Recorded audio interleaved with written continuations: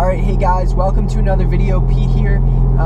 In this video we're going to talk about Stage 2. So, to start us off, Stage 2. Now the whole story behind it is, last week I've been Stage 2 for about a week now, and I went to go get Stage 2. I was I was just supposed to get Stage 2 the first time I went, which is by now probably about a month ago, or almost a month ago. And my activation code did not work for my downpipe through USP Motors. They just didn't give me a valid code, so unfortunately that didn't work. However, I got a valid code and I went to go get tuned. So it all went well. The second time I showed up, it was a quick flash. I think the whole appointment took about 30 or 25 minutes. Very, very quick. So I'm pretty psyched about that. And they didn't even charge me for labor, which is awesome. So, now on to my impression of Stage 2. So, the first time I went to go get tuned, I had the downpipe put in. You know, I would have done the downpipe myself. I need to get into a shop to do that, and whenever I do that, I use my girlfriend's father's shop just to lift the car up, just because I don't have the proper equipment at my house to do it. We're just not really tech savvy in that department. But regardless, I had the dealer do the Stage 1 APR Downpipe at first. My Stage 1 reaction was awesome. Oh my goodness, did it transform this car. Now, if you guys are familiar with how APR does it, Stage 1 is that real big boost in power. It's really, really quick with Stage 1. I believe the car makes about 320 and about 300 to the wheels, which is pretty awesome. That's incredible. I believe stock APR rates this car at like 225, usually just with nothing. Just 225 horsepower and about like 260 pound-feet of torque. I don't really know what the torque numbers for Stage 1 is, but so when I went to go get Stage 2, I'm pretty sure the bump from Stage 1 to Stage 2 is about 20 horsepower, and however the torque jump is, all I know is I'm sitting at about 396 pound-feet of torque now, which is a lot of torque for a front-wheel drive car. It's relatively controllable too. At low speeds, not so much. You kind of want to keep traction on. If it were summertime and I had better tires, I could totally pull it off and just turn off traction and rev it. But you know, with proper throttle modulation and being in the right gear and the right shift points, I think you could totally do a traction off, regardless of the condition of your tires or the weather.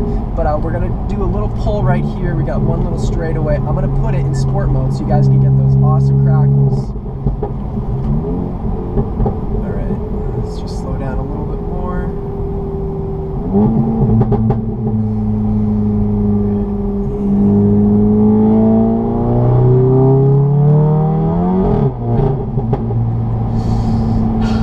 That's about a 30-mile-an-hour jump. And however long that was, I got a little bit of slippage, which is crazy. I was getting wheel spin at 50 miles per hour. So the biggest, what I feel the most different, I know it's not a tremendous power difference. We'll put it back in normal mode, just so you guys can hear me. But the biggest difference compared to Stage 1 to Stage 2 is you feel a lot more power upper in the power range, and the power band, I guess you could say, and the revs. Man, does it pull hard though. Oh my goodness, it pulls so hard, and with the right tires, you could get all 340, 50 horsepower down instantly. It's awesome. I really like it. Of course, so I'll talk about the pops right now. So the way the pops work is to activate the pops, you have to put the car in sport mode. That's pretty much it. However, what I'm starting to learn is you kind of get the pops whenever you want if you rev it, granted if the engine is warm. So say if I want pops and I'm on the highway and I'm not in sport mode, what I could do is I could just put it in neutral and then there you go, pops. It's pretty cool. And I have a feeling for people with the manual transmission, when you engage the clutch and if you blip the throttle, if you're your shift point wasn't perfectly on, you're gonna get an unwanted pop if that's just not your cup of tea. Granted, if you do the whole stage 2 with pops and crackles, which you can opt out of the pops and crackles, this tune as it is now, it's an updated version of the stage 2 software that was initially provided by APR dealers. So do I recommend this tune? Yeah, oh yeah, I totally recommend this tune. I'm running the stock DSG tune. There's nothing fancy going on with my DSG. I have been recommended, even at stage 1, to go stage 1 file through APR with my DSG. I know there's other companies that do the APR tune, but with do the DSG tune, but with APR, I think APR is the best way to go because you get a little bit more security when it comes to shifting. You really don't have to worry about clutch slip. When I do go to tune my DSG, I'm going to do a fluid swap just because I have a feeling that's just kind of the best way to do it, just so I can clear the oils and make sure it's nice and clean when it gets done. But have I experienced any clutch slip? Now this is somebody commented on one of my videos. It was the POV drive asking about potential clutch slip that I was experiencing with the stage 2, even stage 1. No, I have not experienced any clutch slip. However, and I have a feeling it's just probably with the pops and crackles on, my downshifts are a little gooey. Granted, when I do drive sporty, I pretty much leave it in sport mode, which makes sense, but like, I guess if you're, depending on where you're driving and stuff, you don't really want to have the pops and crackles, especially with my exhaust setup. Speaking of which, I'll touch on that towards the end of the video. But when you're driving through residential areas, I just like to pop it into normal or individual. My individual setting is sport steering, sport front lighting, which really doesn't do too much, but and then just the normal engine setting, just so I can kind of prevent the pops and get a little bit of sporting feel through the steering wheel. It's kind of the feeling you would get as if it were in sport mode, granted the sport steering setting. So I actually kind of, even when the car was stock, I would leave it in individual, just because I had the sound actor on. Now that's disabled, by the way. I disabled it through OBD11. Thank you, OBD11, for making that a thing. That is by far the best thing you could possibly do, and probably everybody loves that, the OBD11. But anyway, so to conclude this video, I want to talk to you guys about my exhaust setup. Now, I mentioned to you guys, if you watched my overview of 2017 and all the modifications that I've done, basically, if you buy the Borla Catback exhaust, really only focus on just not doing anything to the downpipe. I get it, if you guys are looking for absolute noise, and you just really want, you know, you don't want to spend too much money, because I'm sure there's Catback exhausts that are much louder. IPE, I believe it's like intelligent. I really don't know. They have a really cool name. Don't get me wrong. They have a really loud exhaust for this car, and I think that's probably a nice way to go if you're looking for noise, if you don't mind forking over a lot of money. But the Borla, $700 plus a little bit of, you know, maybe $750. I think the average for Borla is like $720. So if you spend $720 on the Catback, and then you buy the APR Downpipe. Now you can choose through other downpipes. Cost is based off of, what I know is a lot of people do the CTS downpipe, and then they buy the APR stage 2. And I think from stage 1 to stage 2, after buying obviously the stage 1 software, I think it's like a $200 or $150 upgrade.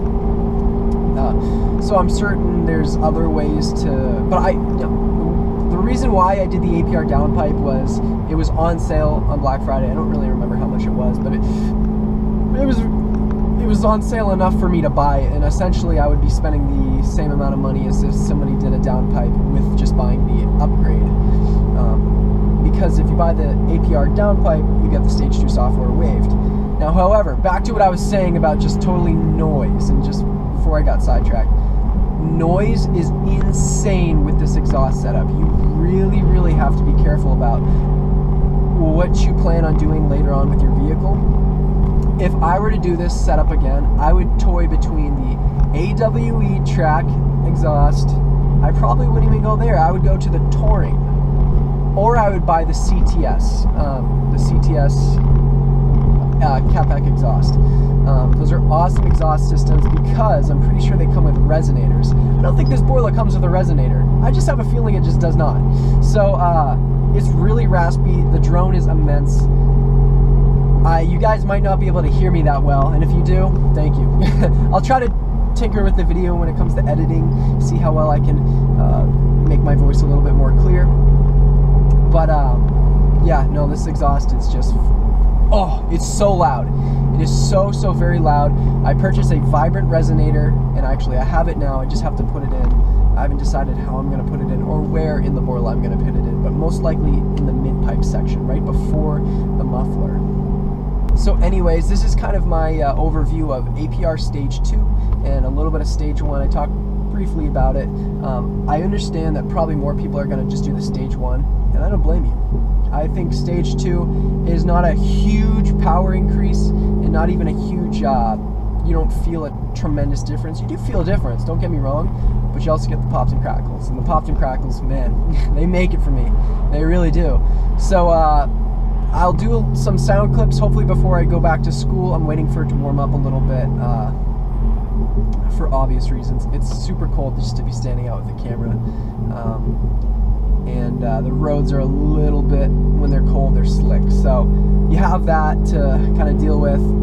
But regardless, hopefully you guys kind of learn something new. If you guys want to learn more about this Stage 2 software, Medic Magic on YouTube, he has a Mk7 GTI. His is manual.